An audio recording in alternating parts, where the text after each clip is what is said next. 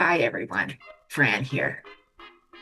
Why is it that a man who's traveled to over 60 countries over a 25-year aviation career finds his true alignment right outside his back door?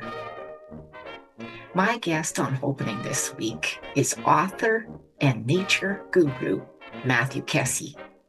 Matthew wrote the book, The Wild Cure, and he and I discuss how the 6 kinship questions that he created after spending time alone in nature can help us heal.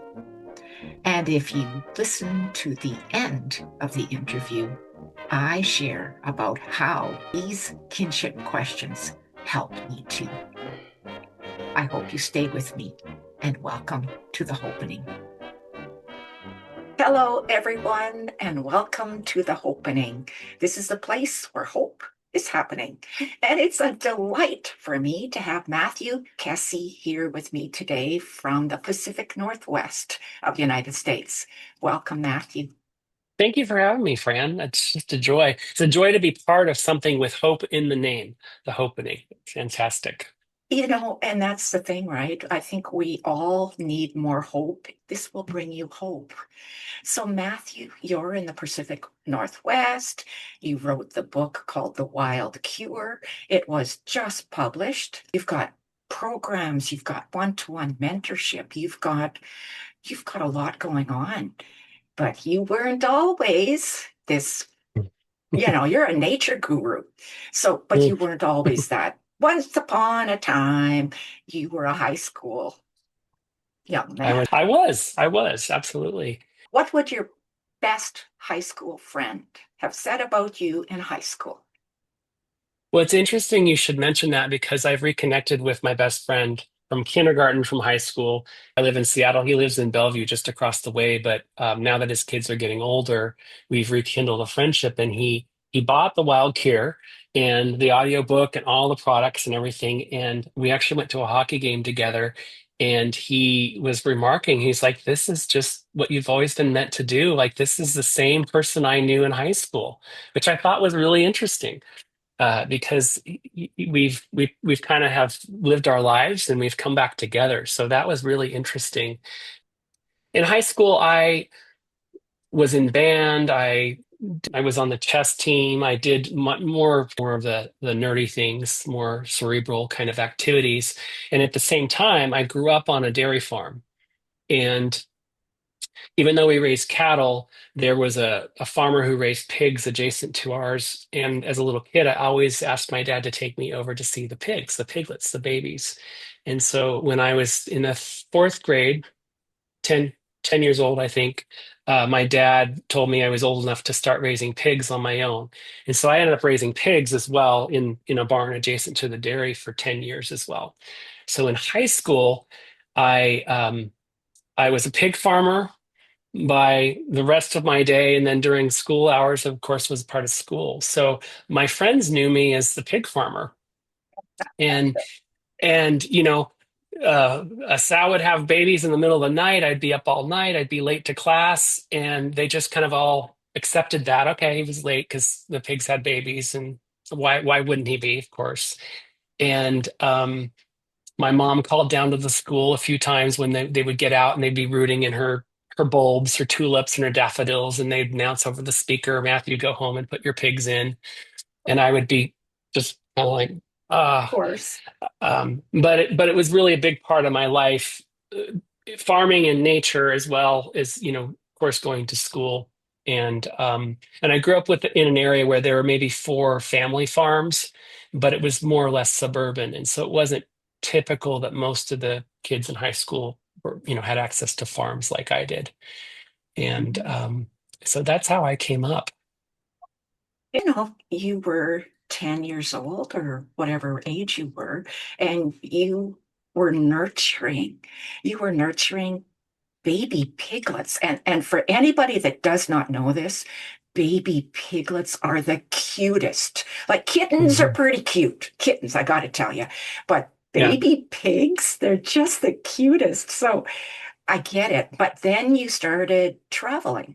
You were in a company for your job after high school where you were able to travel like an incredible amount. Always been what they call now kind of an av geek, an aviation geek from an early age. We didn't travel our family didn't travel much, but if an aunt came to visit or somebody flew in, I'd ask my dad to take me to the airport. And so I always loved aviation and travel. So in college, I went on a study abroad program to Austria, which I loved. And I started scheming my love of aviation. And I was thinking, how can I travel more, like all over the world? And so I came back and I got a job. Well, I was still in college, but I got a job as a baggage handler at Portland International Airport and loved it. It's fantastic. And so that started my aviation career. And then I worked at the ticket counter. I did all the jobs you see at the airport when you're flying, lost luggage. And I was, 20 years old. So it was really good. It was a really good education about working with the public and the concept of travel and all that. But it allowed me to go all over the world because our airline had partnerships and I could fly as a guest on other carriers. And over the course of the years, traveled all over. A few years after I graduated, I had a business degree. I was qualified for some other positions within the company. And so I built my career mostly in sales, in corporate sales and leadership and leading teams. And I loved that. I loved aviation. I loved to travel. And it served me really well for many years. But the higher I got in the organization, the more pressures. And of course, like as economies shifted as I was working, there was much more the mantra of do more with less. And I just felt as every year progressed, I just felt a little bit more of a knot in my stomach that I wasn't aligned. And there were all these things in my mind that looked great. My life, I had a wonderful life and I have a wonderful life. And so I was taught to be thankful for that, which I was. But there's something still just nagging at me, things that kept me up at night. As the pressure mounted, more and more pressure, numbers, spreadsheets, all these kinds of things, trying to protect my team, trying to protect what I loved doing. It was just I was more and more misaligned as I see now. And, where my mind was working overtime about how do I do this? How do I strategize? How do I do the goals, the KPIs of the company?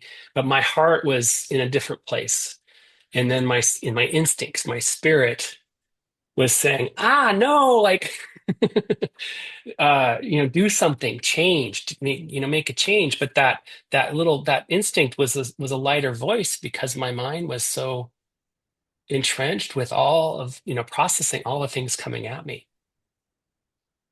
So you had been in the airline industry for a long, long time. You had Hmm. had a chance to see other parts of the world and develop a fascination for different landscapes, different environments, different places where you could go and relax. You had that opportunity, but in the book it Hmm. talks about how it's fleeting. Those vacations are always fleeting. At the time, it feels really good, but you come back and all those pressures that you talked about just come back the way they were before. So, what spurred you in 2017 to make a change of direction? That little voice of instinct just got louder and louder, and the things that I wanted from an interpersonal point of view just didn't seem in reach. And so I was talking to a friend, and he suggested I go see a shamanic practitioner. And I write this in the book, and you've read this part, but at that point in my life, I had an openness for spirituality and mysticism. I just didn't have words for that, or the words that I heard came at me in a different way that I perceived it to be something, uh, too woo. And I don't really like Yeah. using that word now, but that's what I felt at the time. And I still went. I went to the shamanic practitioner, and he was really good at meeting me where I was. He was, very plain talk. But it was really he opened up this curiosity, kind of cracked the seal for me to look at other options. And so that was where I started a form of grounding, a form of meditation, a form of pressing reset. Because I would have meetings, back-to-back meetings all day, and he said, go to the bathroom and just sit in the stall and look at a tile on the floor for 2 minutes, for 5 minutes, just look at the tile, and then go back into the next meeting. So that's where it started. I started doing that, and then it worked. Like it helped, at least it had disrupted that frenzy during the day. And then I did a little bit more, and I did things like the apps and those kinds of things. And that was leading up to my job being eliminated. So it prepared me. So that instinct to go to the shamanic practitioner and then to start that helped me through what was one of the more turbulent points of my life, where through a reorg, my job was eliminated, and it was it was a death of my identity. It was after 25 years of a huge loss. And so that was really the lead up to that was coping mechanisms. And then that point of leaving and being free from that corporate life was really the big turning point for me in moving back to nature, moving back to the things that instinctively I knew, that I knew I was part of. And I remember waking up the first day of unemployment and just being just kind of like, oh my gosh, like what do I do? I don't know, but all the fears that you would expect. And I remember Googling, having an instinct to Google people who started new careers in their 40s. I was in my 40s at the time. And I got this list of all these, like Colonel Sanders, who founded Kentucky Fried Chicken or KFC, started that when he was in his 60s, and the founder of Lululemon, and like these different places. And it was just what I like to say, breadcrumbs for the path that lay before me. Like that was the first breadcrumb of hope, since we're on the Hopenning, where I really got this instinct of go out and do this, follow my heart, follow my instincts, and try to work with my mind slowing down so that I could have that alignment again. And I found that in nature, in the natural world. Mhm. So let's transition here a bit. You wrote the book called The Wild Cure. So, Hmm. I mean, there's lots out there, right, Matthew? You've done it. I mean, you even did yoga with goats. But I All mean, kinds of things. there's hot yoga, and there's yoga with goats, and there's hypnotherapy, and Yeah. there's meditation, there's oh, the list is endless of Hmm. things we can do. I mean, the Yeah. self-help books, and I mean, it's a plethora of just lots of stuff. So, what was it about nature that you found different? You were a young urban professional who had access to all these wonderful retreats and all Hmm. this kind of stuff. But what was it about nature that really filled this empty hole? I'll call it the empty hole. The empty hole. Yes. Well, we're all part of nature. We, our DNA, like humans have been around for 30,000 years, let's say. And so our DNA is built to be in nature. That's how we survived. That's how we found food, shelter. That's how we learned to tell if the other clan was safe or not, all these things. And there's a huge energy source in with the planet, with nature. And the more I learned how to tap into that, the more that energy coursed through me, uh, it, the more it realigned these parts, the heart, the mind, and this and my instincts and my spirit. And so that was different than all these other things, because a lot of these other things still kept me kind of in my mind. And mindfulness is wonderful. It can be really helpful and healing.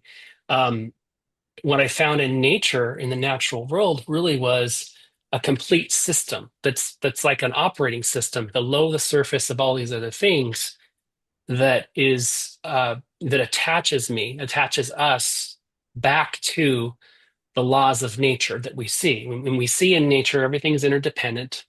All these things depend, ecosystems, they all depend on each other. Nature's always changing, uh, and everything has a purpose. And so, what that means for humans, for us talking humans, is that we belong, we're interdependent, interconnected, we're resilient, and we have a purpose. And the more you spend time, the more I spend time in nature, the more I just know that to be true, and I just feel it.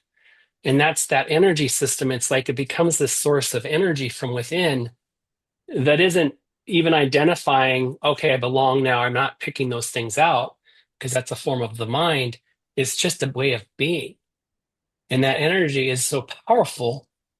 And that way of being allows for immense healing and that allows for transformation in ways that I've never experienced with anything else. And I believe that because the reason why that's the case is because it's an inherent part of who we are as humans, connected to this intelligence in the world and this energy source in the world. And it's the only place we can get that is going to nature. So I'm lucky. I have nature, uh, like a kilometer out of where I live. And you Mhm. live in the Pacific Northwest. You've got the big rainforests. You've got nature, just amazing amount of nature. So before we get into that path, let's talk about the kinship questions. Your Mhm. kinship questions form the focus of both the program that you have, the Wild Care program, as well as the mentorship, as well as the book. What are the kinship questions? I love the name, by the way. Oh, thank you. Yeah, yeah, yeah. The idea is to be in kin with nature, not an onlooker or a tourist, but really part of it, and feel like and really know and acknowledge that you're part of nature, for sure. Well, my the breadcrumbs of after leaving my corporate career, I started going back into nature and going to parks and gardens and doing all these things in the outdoors. And I didn't really have a map or a way to do that. I just followed my intuition. And as I did that every day, hundreds of hours, thousands of hours, I started to notice not quite rituals, but I noticed the patterns that I did that were really helpful. The patterns that were really helpful for, grieving the loss of my job, for example. So for patterns for healing, and then patterns for what do I know? What do I want to do next? So patterns for awakening and patterns for general wellness. And those patterns came together and crystallized into the form of these 6 questions. And that's how I got the kinship questions. And then as I had a hypothesis, like this is a good way for people who don't quite know how to connect to nature. They know they want that. They want a little bit more and they don't know how to do that. This could be a great way to help people, guide people in a framework that has structure, but is open because it's questions. So they're open-ended. And so I started taking my friends on forest bathing and trying it out on them. And then I moved into retreats and doing all of the programs I do. And in every case, everyone stepped away with a different viewpoint of nature and of their own nature. It was effective with everybody in one way or another. That really leading them to a place of a deeper connection. And that's that's formed everything that I do because it's so impactful. And I still walk myself through that every day. And in a different way, it's muscle memory. Like it's just like anything. If you practice things and you need to warm up for running, you just learn how to do that, and then you go for your run. And so it's for me, it's like that. It's building the muscle memory. And the mentorship program I have is a 6-month program and designed to help people build that, so that really once you know how to do that, when any kind of hardship or pain or a story on the news hits you, it gives you this mechanism that you know how to do with nature, which exists everywhere. I have, plants, you have plants. And to go back on your comment about nature is sort of, it depends where you live and those kind of things. When I'm talking about this program, I come across kind of 3 different camps of people. One are people who have nature a kilometer from their house, like you do, or they have access to the beauty, these inspiring scenes, and really feel comfortable in their relationship with nature. And then there's another group that, especially in cities like in Seattle, where someone will say, "I'm not outdoorsy. I don't want to go out in the cold. It's rainy here. I don't see myself as that type of person. I like museums and I'm a foodie." And then there's another group that knows that nature is helpful because maybe they've gone on a trip to Iceland or something. They like to go hiking, but they're in a city and they feel like it's not those type of things, those type of hikes or experiences aren't readily accessible. And so for no matter what access you have to nature, what I say is, and the wild cure and the kinship questions, they're not about helping you appreciate nature more, because I think everybody does in their own way. We all appreciate nature. It's about developing a two-way relationship with the natural world. And it's about using nature to help you face the things you face in your daily life. It's a way to have movement. In nature, there's rhythm, there's movement. Nature's not stagnant. It's not rushed usually either. It's flowing, it's movement.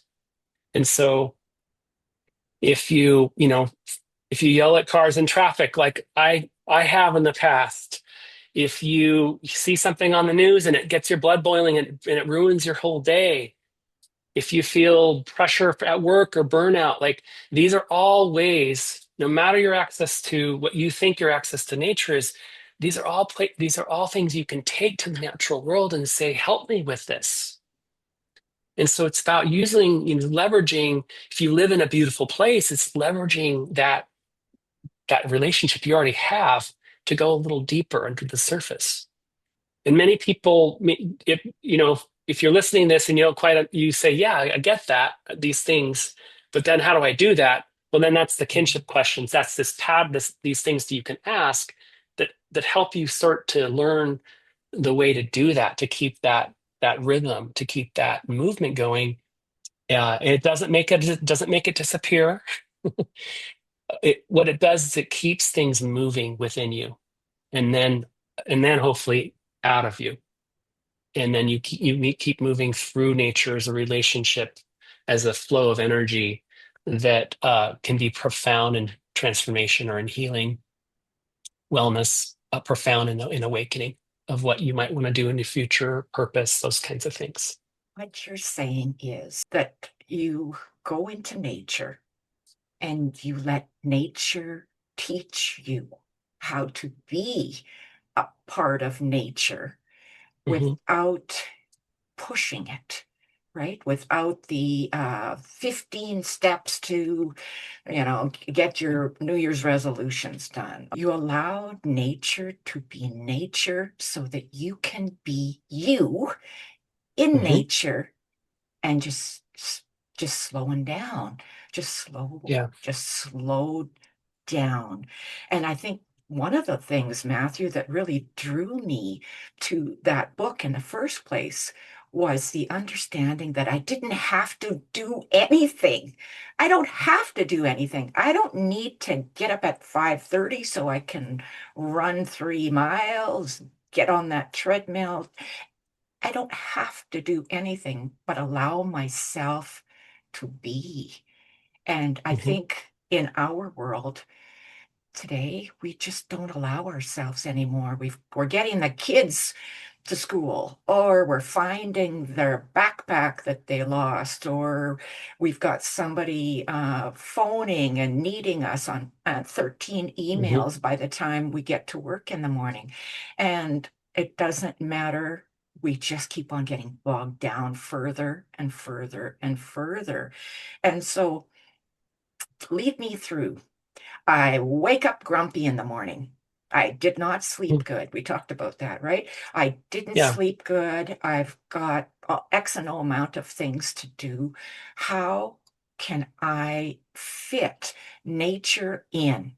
And if I can possibly fit nature in, how do I do it so that I can become more relaxed, more at peace, more at ease with all the things that are going on, maybe personally or in the world around me. Yeah, great. Yeah, that's for everybody. I mean, even for me in launching a book, learning about sales and all the back end things, and I want to do stuff. I want to pull levers. I want to get back into my corporate brain. And the message for me when I go back into nature and I'm pretty connected is don't do anything. Pause, exhale, just wait. Let it like wait. So I get it too. I want to also say I'm constantly working on this myself. It's a constant movement, and it's not a destination. It's a journey. When I wake up in the morning, uh, I look out. I have a tree that I can see from my window. I don't have blinds, um, and I really try every day to wake up and look at the tree before I do anything with my phone or to see the sales from the day before and all that. And so that's the first thing you can do is tap into nature when you wake up. And in this case, for me, I look at the tree and sometimes I say, I really want to look at my phone to see if and it's this, like, it's just talking it out, or in my mind, but it's really about saying yes to agreeing every day that yes, I'm part of nature. Yes, I'm part of this. I'm in the middle of a city and I'm part of nature. And it's just a statement of saying yes, which is the first kinship question. How do I say yes? And it doesn't mean that your grumpiness is going to go away. It doesn't mean if you didn't sleep, you didn't sleep. What it does is it just helps you gently reset that you can have that be movement rather than being stuck. You can have being tired be a movement, and you can commiserate with the tree or the plants, the beautiful plants you have behind you. If you come to your desk, it can be as simple as turning to the plant and touching the leaves, and just as a check-in without expectation that's magically going to make it all go away. But also it when you agree, when you say yes, you change inside. You're making these slight changes that you might not realize. And so that's the first step. And then throughout your day, Uh, and I love the question because it's chapter one of the book, but it's about your energy. It's about where you give your energy. And so again, this isn't suggesting you upheave your life and you change everything because that's not realistic. And so what I suggest is the things you already do are adjacent to nature. Probably, yeah. In the city, you walk your dog. Some people walk their dogs in the morning. Um, and many times they're on their phone, they're scrolling, whatever they're doing. Um, but an example of opportunity, like dogs go and sniff stuff, right? They go this bush and that bush and this bush. And I've done this, and I do this, I do it too. I have to catch myself like, okay, let's go. Come on. Like enough sniffing over there. Like, let's go. And what that is an opportunity to look at whatever the dog's sniffing, that tree, that bush, and take a little moment to just connect with that bush and let the dog do its thing and just look at the leaves, look at the textures, be curious about the where the blossoms are coming. In that moment that the dog is already doing the thing it wants to do that's healthy for it. And so that's an example of using the time you're already doing things to just be a little more cognizant to nature and saying yes. And you don't have to solve the world problems looking at the bush where the dog is sniffing, but it changes you. It changes you in little increments throughout your day. At lunch, if you're in a break room and there's a door and it goes out and there's a lawn, even just going out to the lawn for a few minutes, looking at the trees from your office building, looking out the window before a meeting, a minute. And these are little things throughout your day, following the lines of the trees. I say trees because there's lots of trees here in Seattle. You may not have trees wherever you are, but stuck in traffic, look at what's out there. There's probably a dandelion growing through the concrete, but there are little opportunities to just opt in, to say yes. And they don't monumentally shift everything, but over time, it does create a shift. It will transform you. So, how do we integrate what we're seeing with the mind, the body, and the spirit? Because in your book, it feels like that is kind of crucial. If you want to take the next step past just touching the leaf of the plant or spending, an extra minute or two in nature during the day, where does the mind, body, spirit get integrated into the kinship questions? I work with the mind, the heart, and the spirit. And I know this is different than a lot of other ways of thinking because I see this as our operating system, even beyond our body. It's our inner self. So the work that I've found, the inspiration I've got from my hours and my time in nature is about aligning those things. And then there's all these other great things you can do for embodiment, for grounding with your body. So that's how I look at it. And the second kinship question is really about how do I open all those gates? Like let's say there's a gate, there's a mind that has a gate, and your heart has a gate in your spirit. We associate, the gut, your gut with instinct, right? In the heart. And it's about how do I open these three things up to nature in equal measure? Because we need our minds, we need, humans, we have done well on the planet because of we've used our minds, right? Um, and so it's really about tuning into that when you go into the natural world. And we're always using different parts. Like sometimes we have more heart than mind and gut instinct and these kind of things. And you think of like teenagers who we know their frontal cortex, like they haven't developed it. They do a lot of instinctual things that kind of dumb, maybe they're not thinking through or passionate. So we have a lot of examples of those things being, mixed and using them at different times. But this is really about, and that's that connection. It's almost like you need these three keys. You put the three keys in and you turn it, and then that opens up and unlocks this intelligence, this wisdom that I get to experience every day. And it's magical, but it opens up this next level.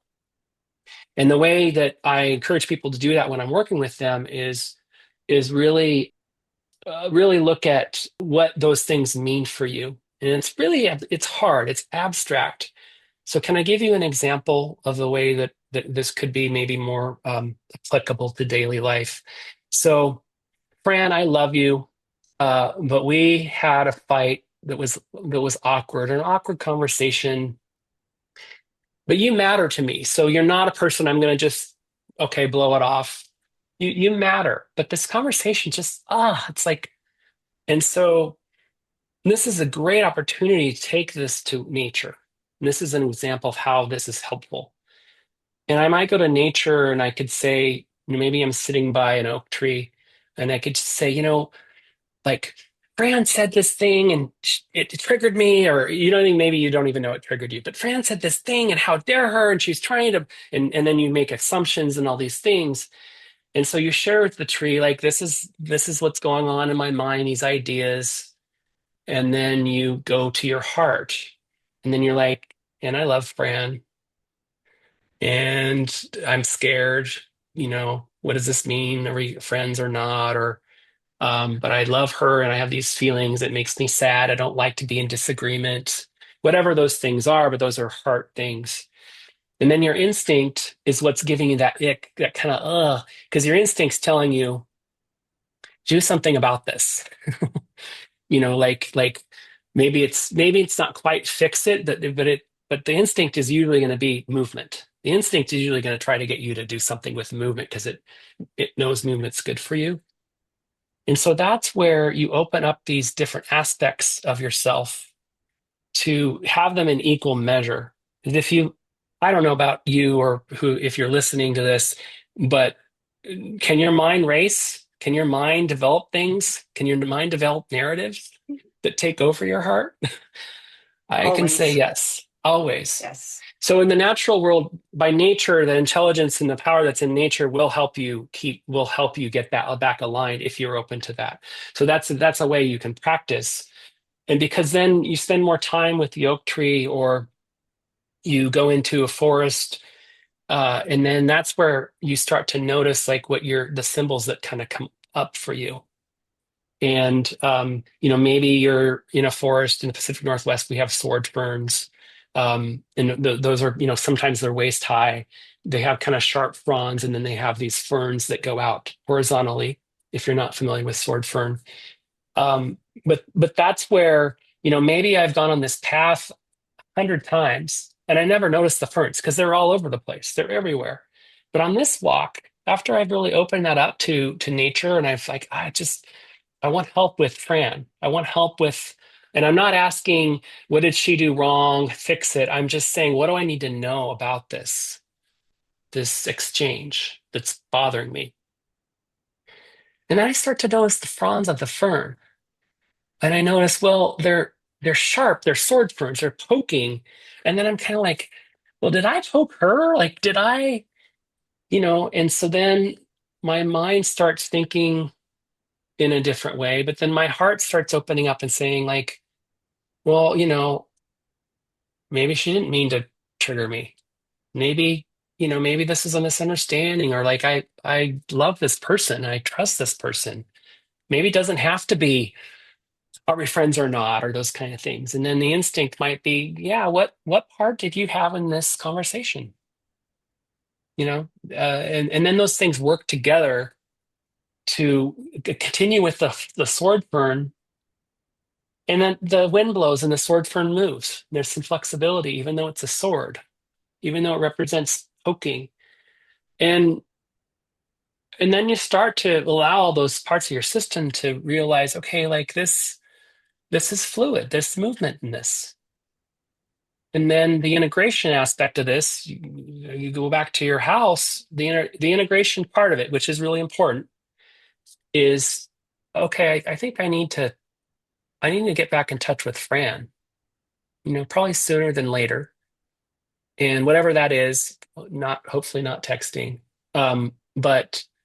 But then I pick up the phone or I go to Fran and I say, I yesterday, whatever, I tell my truth, but it's from this aligned area of like there are some things in my mind, but my heart leads that by saying I love Fran, so I want to talk and open up, and my instinct is that I want to do something with this. I want movement, right? I don't want to sit stuck at home fretting about my relationship with Fran. So that's how those three things come together to have a conversation, and I'm gonna guess it's gonna go well. Yeah, I love that. So you say yes, right? You say Hmm. yes.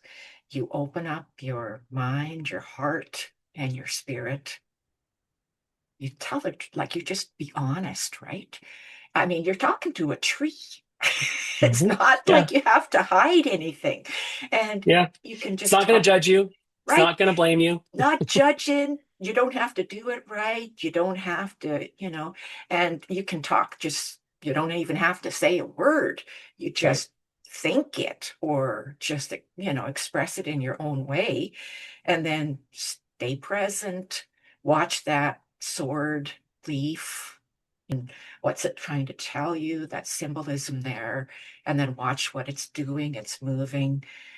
And all of this is really helping you to slow down, right? It's Yeah. just Yeah. these Exactly. steps are like, okay, we're not going to jump to the first thing that comes into our mind that you're going to cut Fran out of your life or Hmm. that she doesn't care about you and that she's Yeah. just mean and selfish or Hmm. whatever. We're slowing ourselves down and just allowing, I guess it's kind of an allowing just our own inner wisdom that has been helped along by nature, who Hmm. doesn't expect anything of us. Nature just allows us to be and settled and will Yeah. hold us, right? Hold space for us while we're basically waiting for an answer that kind of percolates up out of our own Yeah. self. So Yeah. your last thing is to do an act, right? All of this leads to some type of an action, whether it's phoning Fran up or inviting Fran for coffee or something. And you kind of Mhm. unburden yourself. Yeah. And I think there's some brilliance in that too, because this other person that you're in relationship is also a part of nature. Yeah, that's right. They And have a so, heart, they have a spirit, they have a mind, and they are doing the best. Well, they are navigating that as well. Yes, right. You're both doing that. and all the interconnectedness, it's affecting them too. They're standing on the same earth as us, Yeah. breathing the same air as us. And Hmm. just that simple little thing where you just slow down and give your mind a job of just Hmm. resting and waiting, being patient. So you mentioned some of the tips. You talked about the horizon and whatever's on the horizon, just following that Hmm. on the horizon or touching a leaf, or what other kind of tips do you have of detaching from just and slowing down? What have you Yeah. found that works? Well, really, and this is in the book, and you mentioned it, but really, giving your brain a job is important. And because I know when I don't really use the term meditation much because it's really charged for people one way or another. Because for someone with a busy life, they think meditation is just another thing, and I can't just tell my brain to shut off because it keeps going. And then when I tell it to shut off, it keeps going fast. All that kind of that loop. Um, More, it's about doing an activity that gives your brain the chance to simmer down, to lower, not like that, but to just slow down. And that's, when you slow your brain down, then your heart and your instinct get to have more say. And that's where you start to attach to the intelligence of nature, the energy that you can get, the power. And so, a good one is looking up, if you have trees, looking up at the trees, the tree line. Another one is if you're in a forest, or if you're in a place, like let's say you're in a meadow and you're in a kind of open space, but there are trees around, you can actually just follow the line of the tops of the trees and just physically move and turn with them as you're going. But just you can imagine you're a bird flying over them. Um, Another thing that I do with people that works really well is we sit under, let's say, an oak tree or any kind of tree, and just look at the tree and imagine, how would I express this in the visual arts? Would I do a photo? If I took a photo of this tree, would I choose to zoom in to the trunk? Would I pull out? If I painted it, would I do charcoals? Would I do watercolor, oil? What textures would I use? And it slows you down because you're considering things, and you're looking at, you're looking at it in a different way. On the retreats, I do 3-day weekend or 3-day retreats on the Olympic Peninsula of Washington State. Beautiful, wild place. And the first exercise that we do, and it really is designed to help people start to slow down without telling them to slow down their mind. That doesn't work. We do collages, and we do a collage about the land. And there's, pipe cleaners and pom poms and things like that. Uh, and not only do people love it because it reminds them of childhood doing things in art class, but immediately their mind slows down because their mind their mind has a job to do. Like, how am I going to cut the paper? How am I going to organize? But it's a whole different perspective. It's creativity. By the end of that, they have these collages and talk about what the meaning was for them. But by the end, everyone says, "Oh my gosh, like my mind's not racing. Like, what happened?" So that's a very powerful experience. Your plants, you can look at, if you don't touch them, you can count the leaves, kind of like counting sheep. Um, you can have a rock in your pocket when you go on a hike or a walk, and you can touch the rock every time you feel like your mind's going, and that grounds you, brings you back. That one brings you back to your body, but also brings you back to touching nature. You can look at clouds, follow the clouds across the sky. You can imagine the waves, even if you're not by the ocean. A big wave comes to the shore in about 13 or 14 seconds. So you can just imagine a wave coming to the shore and then washing up on the shore and then coming back and and just imagine that you're part of that. That people love the shore, the ocean, the coast, the rhythm. Yeah, there's a lot of different ways, but a lot of it has to do with just imagining you're part of it. Imagining, even I can do a journey with photos on via Zoom, and I can ask somebody, like, imagine that you're a little teeny person and you're going to go into the cactus that's here behind me. Where are you going to go? Like, you're going to go on the leaves, the shadows, and it will bring you into it, and it naturally slows your brain down. And I know in your book you did talk about gratitude too, gratitude and journaling. And what do you do with the journaling after you've had an experience? Well, I use an idea that I got from Julia Cameron's book, The Artist's Way, where she talks about morning pages, which is 3 longhand pages a day. And there's things that are going on when you do that, the motor skills and stuff. There's more science behind that. But I use it every day when I start the day, really to just get out everything. It's like dusting. It's like dusting your bookshelf. It's like just moving all those things, the little granulars of things out of the way so then I can start my day. If I'm going to be writing, it can be creative or whatever, but I can leave all of the things behind. And and so when I go into nature, I can use that before or I can use it after. I usually use it before. And then when I come back from my time in the natural world, I typically don't journal as much, but I usually keep the ideas. But you can easily do that too. And you could journal and you can write down notes from what you did. Another thing that helps with nature and with journaling is that there have been times in my life where I've gone to a counselor and to address a certain thing that I wanted to heal or wanted to work through. But then there's always those days where I'm like, I don't know what I'm going to talk about today because like I'm going to make something up or like just kind of what do I talk about today? Because I can't think of anything, but it would be preposterous to say I'm all healed completely because it's just not the two. So I use my nature time connecting and then my journaling to kind of jiggle things and dislodge things on different points of view that are like, oh, that's something that I should look at with myself. And then I can take that to a professional and then we get farther because it's my own wisdom. It's your own wisdom that you're shaking. And it gives you a little bit more to go on.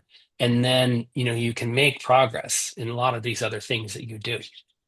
And so I like journaling with nature. I do it before. You can do it before or after. And it's really powerful to get out the things that come through you, either before or after. Um, Your book is full of stories about some of the people that you have mentored or led on retreats and the transformations that have happened for them. What's one that sticks out in your mind right now that you'd like to share with us? I'll share a story with my friend Bobby, who's given me permission to share this story in her name. And this was a forest bathing experience in the arboretum that's near here. It's a beautiful place of nature in the middle of the city. This was a few years ago, and this was coming on in the aftermath of her being a caretaker for her father who passed away, died of cancer. And it was a few months later, and she came with these questions around like, is he okay? And they're really human questions to ask, wonder where your love, how your loved one is doing. Did I do everything I could? So she had a lot of these questions. Did I help in the best way I could? That's an example of, the second question is opening up is really that was her opening up with, her heart and, the intellectual piece of it, her feelings, her instinct to ask that question of nature. Can you help me? Can you help me with some information here? And so we went through the nature, the guiding and the work, and we got to that place of observation, which in the earlier example I used was the fern. The sword fern was our observation to kind of light the bulb inside of like, okay. So in this place, she was sitting on a bench. There were leaves on the forest floor, lots of textures. And in that quietness, slowing down her brain, she noticed the shiny thing and she looked down and it was a paperclip, in the middle of the forest, just precariously on this leaf. It could have fallen off, could have been another leaf. And she just smiled. And when she explained this later, the backstory is that when she was caring for her father, the final week of his life, there was a form he had to fill out on, he wanted to fill out online. And the router, there was something going on with the internet. And so he was really adamant that she fix the router, that he really needed to do this form. And they had this kind of playful banter back and forth where she was just like, Dad, can we do it tomorrow? Because it was kind of late at night. He's like, no, I want to do it today, right now. And what they needed to do was take a paper clip and push it into how to reset things, you take a paper clip and you stick it in to reset the router. And that's what they needed to do. And she looked all over the house and there was no paper clip. She couldn't find anywhere. And it was late at night, so Staples or there wasn't access to that where she was. And he was adamant, like, I really want to go find a paperclip. I really want to do this, fill out this form. And so she was sort of like, okay. And so she went to a restaurant and she ordered, went up to the bar, ordered food, and then explained it to the bartender, hey, do you have a paperclip? And he did. And she went back and reset it. He did the form. So it was this last kind of, it was playful in a way, but it was this last kind of bond that they had of this thing. And it was a joke in the next few days between them of like the paperclip. And so for her to see this symbol in the middle of the woods in this state where she really had asked for help, for assistance, and she was open to it and she was vulnerable to that and wanting just something. Like people say, give me a sign. And this paperclip appears. And for her, the integration for that or the tangible part of that was that he's okay. He's okay. And that it was a release. It was permission for her to let go of the things she was hanging on to. And she left with real peace. That's so beautiful, right? Because everything aligned, Mhm. everything aligned exactly like it needed to. And it was not controlled by people. It Yeah. was controlled totally by maybe it's the mind, heart, spirit, and the oneness with nature, just putting yourself and saying, yes, Hmm. just yes, I need some help. Yes, I'm here because I need help. Will you help me? Yeah. That's right. That's right. Yeah. Yeah, and every person I've taken through these things, have everyone has these experiences if they're open to it, of the mystery and it's really a function of slowing down your mind and just really looking at it as being part of this mystery. We can't explain these things, but it always works. I know you have two retreats coming up this spring that are in the Pacific Northwest, right? On the Olympic Peninsula. Is that where you do the retreats? They're in the Olympic Peninsula. I don't have them on the schedule for the spring. But in the fall, I will. The retreats are 3 days, uh, and we stay on a beautiful beach. It's a rocky Pacific Northwest Salish Sea beach, um, and we have access to the Olympic National Park. And so we go through the 6 kinship questions. There are fun activities for each of these that help slow your brain down. And throughout the weekend, it's really about navigating through each of those units in nature, and we're around really beautiful nature. And it's really great for taking in time to have an intensive experience to really get to feel it and to learn about what the feelings are about connection and whatever the ways that works for you. and it's in a wild remote place that makes it really easy to sink into that. My mentorship program is called the Wild Cure Private Mentorship, and that's a one-on-one. That's a 6-month program, and it's designed to take anybody, whatever situation or circumstance, into the world of really deeply practicing the kinship questions, the steps, and really building muscle memory to awaken your intuition with your heart, and then sprinkling your mind into that. Because we do need our mind, we need logic, but it's really about practicing deeply intense ways how to keep those things aligned. And then what that does is it transforms your life, because then you have these skills with nature, which is everywhere, to navigate whatever you need, whether that's a change in your job, whether that's grief, whether that's general wellness. Generally, generally, what's below wellness is healing, is awakening, is, this operating system is what's below wellness, because you have a confidence, you build a confidence in self-clarity. You can see yourself clearly, so then you can act for your best interest, and you with self-clarity brings calm, and then when you're calm and you're clear, you can connect. So it's a program designed to take the concepts of the Wild Cure even further in a faster, more intense way than you might be able to do on your own, because you have me as a coach to help you with that. And that's 12 sessions, and then 3 nature journeys where we go deeper into, more like a forest bathing. We do that virtually, or we can do it in person. And that's where you get to have your own experience connecting to this intelligence. And that's always transformational for everybody as well. So that's the private mentorship program, and it's 6 months. If you purchase the ebook for the Wild Cure, then you can have access to a call with me, and then we can talk about that if that's something that you're interested in. Yeah, and then the retreats are on my website. Yeah. And the book is available. Well, where's everything available? The book is available on the website, thewildcurebook.com, and that has a landing page that leads through the ebook, and then that's where you can lead into a call with me to see if the private mentorship's right for you. And then the retreats are on my website, kessiworld.com. And that's where you can get information to be on a waiting list if you're interested in the retreats, which will be resuming in the fall of this year. Okay. And then my general website has also information on nature and travel and these kind of things. So, KessiWorld.com, KESSI world.com. Mhm. That's right. Right. That's right. Okay. Yeah. So perfect.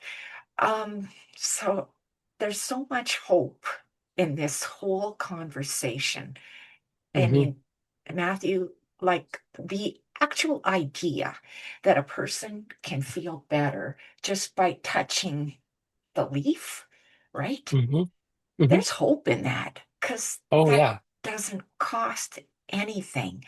It's not taking time out of your day other than maybe 1 minute, right? Maybe Hmm. it's 1 minute while your kids are eating their breakfast or putting their shoes on or look at the horizon or the trees or notice the dandelion like you talked about.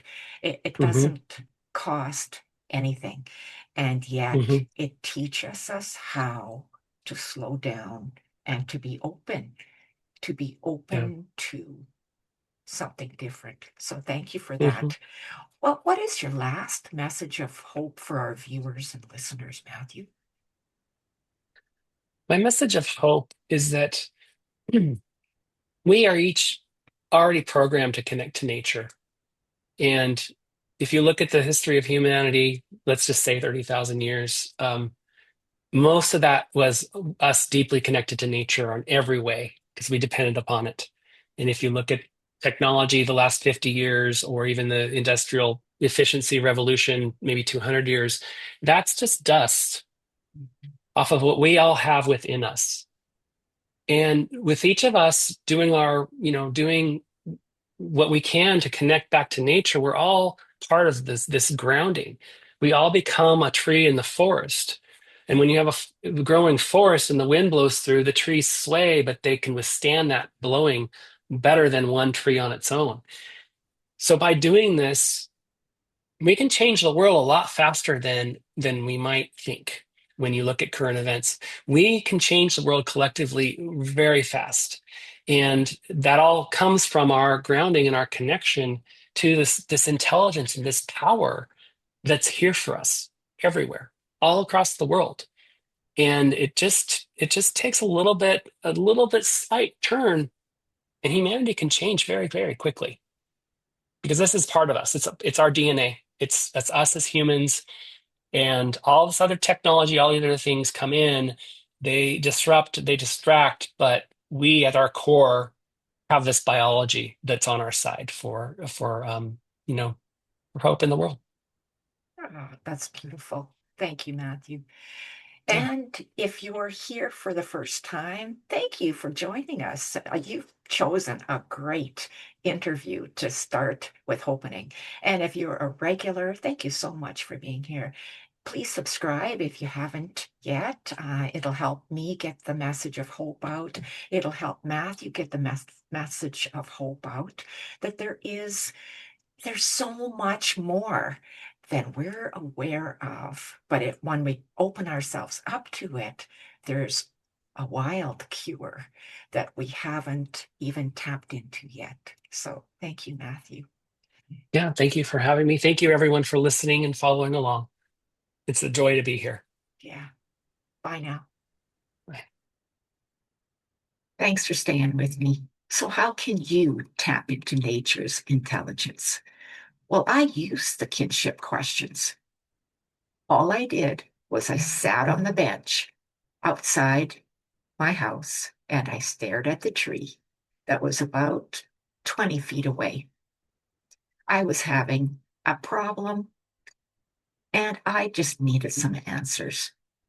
So the first thing I did was I said, yes, I'm here and I need some help. And then I told the tree what was going on in my mind, that I wasn't making any progress, that things had come to a standstill in a personal relationship that I was having. Then I shared my heart.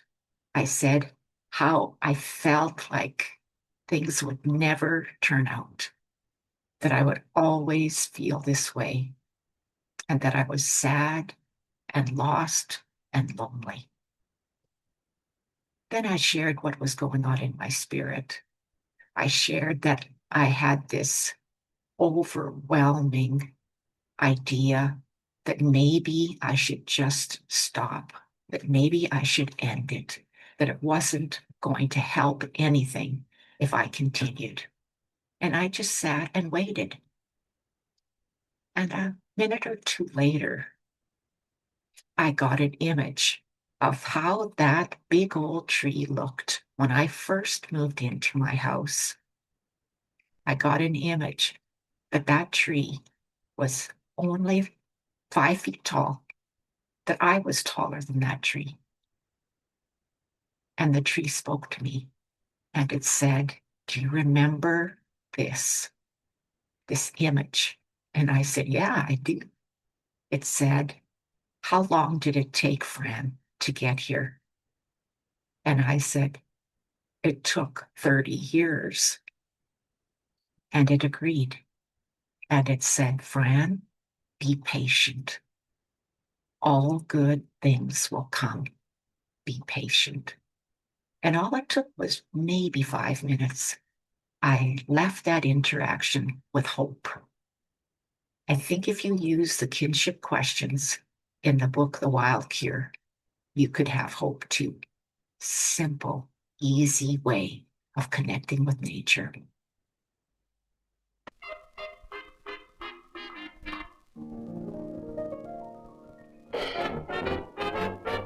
This podcast and Inspired Healing Hypnotherapy do not provide medical advice. The information included here is not limited to text, graphics, images, or other material contained, and are for informational purposes only. No material in this podcast is intended to be a substitute for professional medical advice, diagnosis, or treatment. Always seek the advice of your physician or other qualified healthcare provider with any questions you may have regarding a medical condition or treatment, and before undertaking a new healthcare regimen. And never disregard professional medical advice or delay in seeking it because of something you have heard on this site.